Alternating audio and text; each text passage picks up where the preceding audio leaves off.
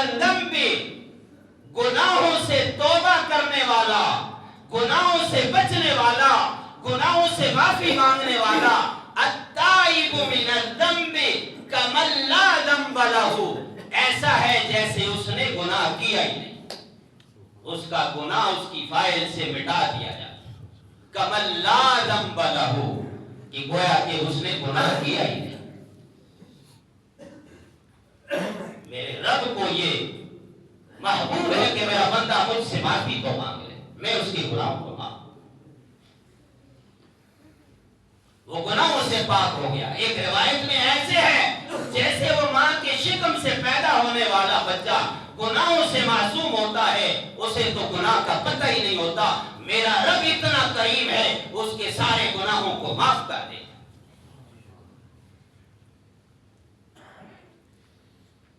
ہمیں توبہ کرنی چاہیے، معافی مانگنی چاہیے۔ رمضان المبارک کا مہینہ آ رہا ہے جو رحمت کا مہینہ ہے، برکتوں کا مہینہ ہے، جس میں نیکیاں بڑھتی چلی جاتی، اور پھر اس کا اثر ہمیں پورا سال لینا چاہیے کہ صرف ہم رمضان المبارک میں نہیں بلکہ عزم کریں، نئے عزم کے ساتھ، نئے استقلال کے ساتھ اور نئی پختگی کے ساتھ ہم عزم کریں کہ ہم پورا سال رمضان کی طرح انشاءاللہ گزاریں۔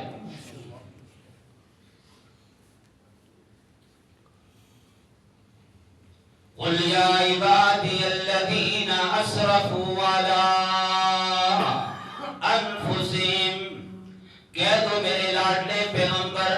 کہہ دو میرے محبوب، قُلْ يَا عِبَادِيَ الَّذِينَ، اے میرے وہ بندو، یا عبادی اللہ، اے میرے وہ بندو۔ جیسے کوئی باپ اپنے بیٹے کو کہتا ہے اے میرے بیٹے، تو بیٹا خوش ہو جاتا ہے، اس میں جان آ جاتی ہے کہ میرے باپ نے کتنی محبت سے مجھے۔ میرا رب بھی اپنے بندوں کو یوں پکار کر کہتا ہے قُلْ يَا عِبَادِيَ الَّذِينَ،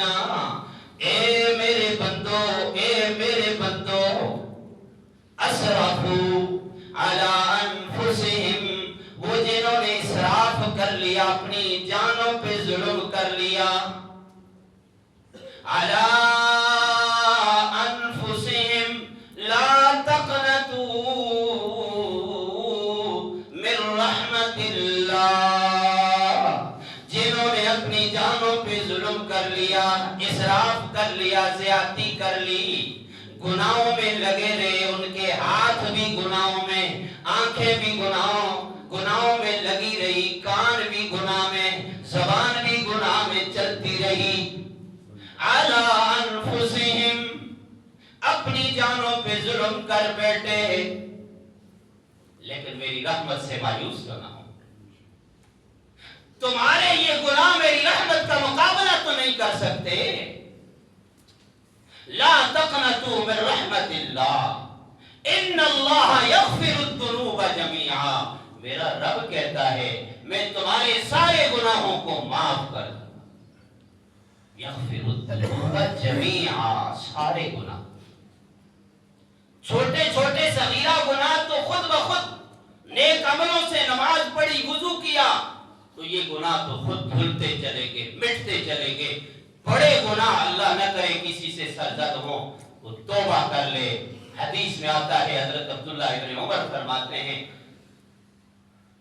ترمذی شریف کی صحیح حدیث ہے، فرمایا انسان کی توبہ اس وقت تک قابل قبول ہوتی ہے، اس وقت تک میرا رب انتظار کرتا رہتا ہے کہ میرا بندہ کب توبہ کرے گا۔ جب انسان کے غرغرے کی حالت ہوتی ہے، انسان کی روح نکلنے کو آتی ہے، انسان دیکھتا ہے، پہچاننے کی کوشش کرتا ہے، اب پہچان نہیں سکتا، فرمایا اس وقت تک اس کی حلق تک، گلے تک روح آ جاتی ہے، اور وہ نزع کی حالت، نزع کا اور موت کا وقت ہوتا ہے، اس وقت تک توبہ کا دروازہ کھلا ہوتا ہے، پھر اس کے بعد توبہ کا دروازہ بند ہو جاتا ہے۔ تو توبہ کر لے، معافی مانگ لے، کہ 100 سال زندگی گزارنے والا کفر پر، شرک پر، جس کے دل میں کبھی بھی نہیں آیا، 100 سال زندگی کے گزار کے کافر مر رہا ہے، اب اس نے توبہ کر لی ہے، 100 سال کفر پہ گزارے، تو اب اس نے توبہ کر لی، مومن بن گیا، مسلمان بن گیا، آخری نبی محمد رسول اللہ کا اس نے کلمہ پڑھ لیا۔ میرا رب کہتا ہے اس 100 سالہ کافر کے سارے کفر کو میں نے ختم کر دیا۔ الاسلام یہدم ما کان قبلہ، اسلام ایک ایسی دولت ہے کہ اس سے پہلے کے سارے گناہوں کو معاف کر دیتا ہے۔ کہ کیا کیا تو نے 100 سال کفر میں زندگی گزاری، شرک میں پڑا رہا، اب تو نے صدق دل سے توبہ کر کے کلمہ پڑھ کے مسلمان ہو گیا۔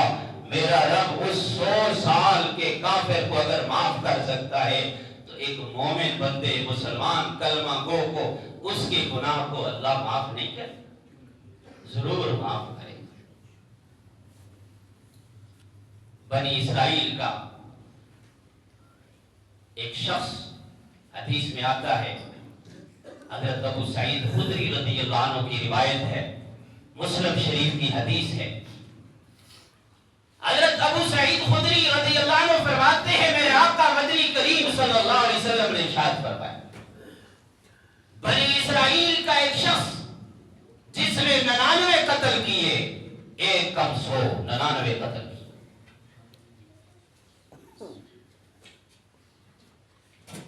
اس شخص نے نکل پڑا اور کسی اہل علم کے پاس گیا کہ مجھے بتاؤ میں نے 99 قتل کیے ہیں، مجھے بتاؤ میرے لیے کوئی دروازہ ہے کہ جہاں مجھے معافی مل سکے۔ اس نے کہا تو نے 99 قتل کیے، اتنا بڑا مجرم ہے، اللہ کا باغی ہے، تیری کدھر بخشش ہوگی؟ تو 99 قتل تو نے کیے۔ اس نے اس کو بھی قتل کر 100 پورے۔ مسلم شریف کی یہ روایت بیان کر رہا ہوں۔ بنی اسرائیل کا وہ شخص، وہ قاتل، وہ مجرم 100 قتل کر کے چلا، ایک عالم، ایک راہب کے پاس گیا، اس نے دیکھا اس شخص کو، اس نے کہا میں نے 100 قتل کیے، بتاؤ میرے لیے کوئی ہے؟ انہوں نے کہا تیرے لیے راستہ ہے، لیکن اس کے لیے شرط یہ ہے کہ تو جس بستی میں رہتا ہے، جس علاقے میں رہتا ہے، یہاں سے تجھے نکلنا پڑے گا۔ تیرے 100 قتل یا تیرے اتنے گناہ نہیں ہے، میرا رب تو بڑا کریم ہے، میرا رب تو بڑا رحیم ہے، وہ تو معاف کرنے والا ہے، تیرے قتل اس کی رحمت کے سامنے کیا ہے؟ لیکن یہاں سے تجھے نکلنا ہوگا، وہاں جانا ہوگا جہاں صرف اللہ والے رہتے ہیں، جہاں جس بستی میں اللہ کی ضرب لگتی ہے اور اللہ اللہ کرنے والے رہتے ہیں، وہاں تجھے جانا پڑے گا۔ حدیث میں آتا ہے وہ شخص وہاں سے صدق دل سے اس نے توبہ کی، معافی مانگی، نکل پڑا۔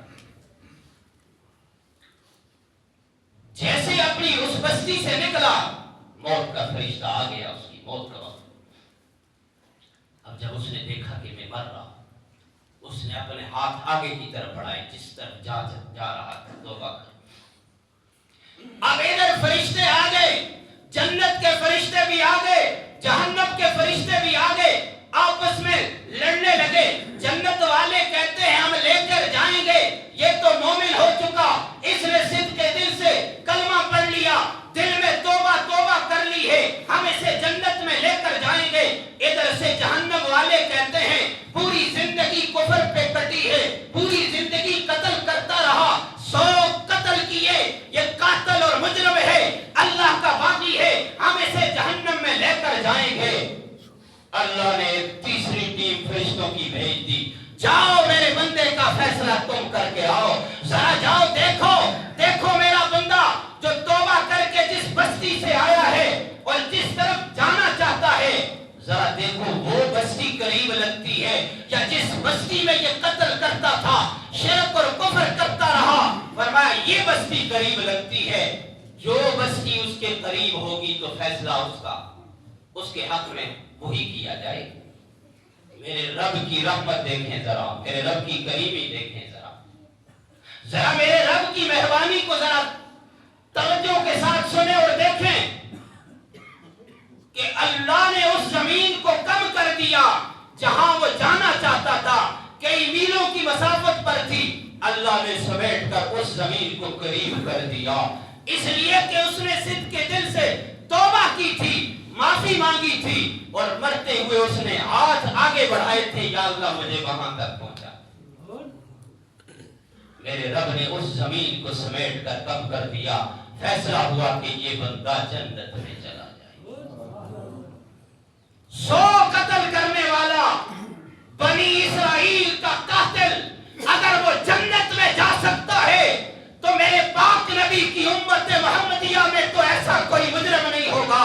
جس نے 100 قتل کیا ہو، نعوذ باللہ۔ اگر وہ معافی مانگ لے، اس نے والدین کی نافرمانی کی ہوگی، غیبت کی ہوگی، سود کھایا ہوگا، شراب پیا ہوگا، اگر اتنے بڑے گناہ کیے ہوں گے، اگر بنی اسرائیل کے اس 100 قاتل کو معافی مل سکتی ہے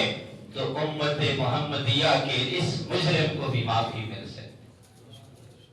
لیکن مجھے اور آپ کو معافی تو مانگنی چاہیے، اس رب کے حضور توبہ تو کرنی چاہیے، اس رب کے حضور سجدہ ریز ہو کر اس سے معافی تو مانگے، میرے رب مجھے تو معاف کر دے، معاف کر دے، اس سے پہلے جو ہوا معاف کر دے، اب میں توبہ تائب ہوتا ہوں، یا اللہ مجھے معاف کر دے۔ میرا رب اتنا کریم ہے کہ اسے معاف کر دے۔ ایک دوسری حدیث